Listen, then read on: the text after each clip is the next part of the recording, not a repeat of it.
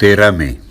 श्रीराम जय राम जय जय राम, श्रीराम जय राम जय जय राम, श्रीराम जय राम जय जय राम, श्रीराम जय राम जय जय राम. स्वतःला सुधारण्याचा प्रयत्न करावा. वास्तविक काही न करणं, आपण काही करतो आहोत किंवा आपल्याला काही करायचं आहे असं न वाटणं, हाच परमार्थ आहे. देहानं मनानं एकसारखी चळवळ करायची आपल्याला सवय लागली आहे. देहाला स्वस्थ बसायला लावणं कठीण आहे, मनाला स्वस्थ बसायला लावणं त्यापेक्षा कठीण आहे, आणि देहानं कर्म करत असताना मनाला स्वस्थ बसवणं हे अत्यंत कठीण आहे.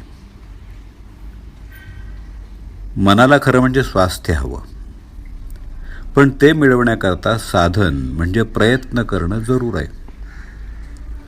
मनाचं स्वास्थ्य बिघडायला कारणं 3 आहेत.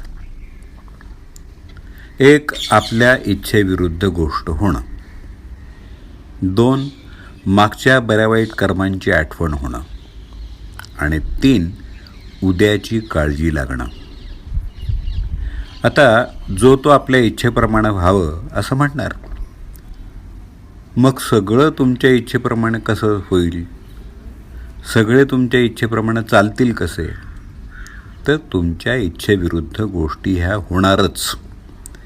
तेव्हा स्वास्थ्य बिघडून न देण्यासाठी आपली इच्छाच नाहीशी करावी.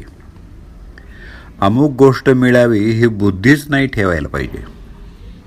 हाव सोडावी, लोकांची आस सोडावी. जे काही होतं ते रामाच्या इच्छेनं झालं असं म्हणावं. अहो, प्रत्येक गोष्ट रामानं केली असं म्हणणं म्हणजे अखंड भगवंताच्या अनुसंधानात राहणं. आपला अहमपणा किती खोल गेलाय हे बघा. समोर दिसत असलेल्या गोष्टीकडं बेमालूम डोळे झाक करून आपण आपल्या दोषांचं खापर बिनदिक्कत दुसऱ्यावर फोडायला तयार होतो. अमक्या तमक्याच्या नादानं आपला मुलगा बिघडला असं आपण म्हणतो, कारण आपलाच मुलगा खराब आहे हे म्हणवत नाही, आणि ते म्हणण्याची लाज वाटते म्हणून दुसऱ्याच्या मुलाला आपण वाईट म्हणतो.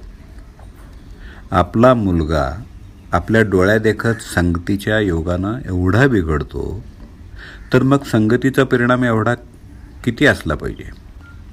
अहो, संगतीचा परिणाम जर एवढा मोठा आहे तर संत संगतीमध्ये असताना आपल्या सुधारणा का दिसून येत नाही? संत संगतीनं मग आपण निश्चित सुधारायला पाहिजे, पण तसं तर दिसत नाही. मग नडतं कुठं? याचं मुख्य कारण म्हणजे आपण स्वतःला सुधारण्याचा प्रयत्नच करत नाही. आपल्याला सगळं समजतं, परंतु प्रयत्न करायला नको. वासनेच्या जाळ्यातून बाहेर पडण्याचा आपण प्रयत्न करतच नाही.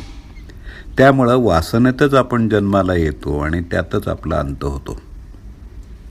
याकरता एकच खात्रीचा उपाय आहे, आणि तो म्हणजे भगवंताला अनन्य भावानं शरण जाणं.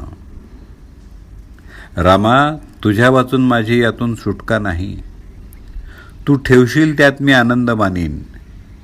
तुझं प्रेम मला लागू दे असं कळकळीनं रामाला सांगावं आणि सदैव त्याचं नाम हृदयात ठेवावं. तो उदार परमात्मा तुमच्यावर कृपा केल्याशिवाय राहणार नाही याची खात्री बाळगा. वासना मारायला भगवंताचं अधिष्ठान हा एकच उपाय आहे.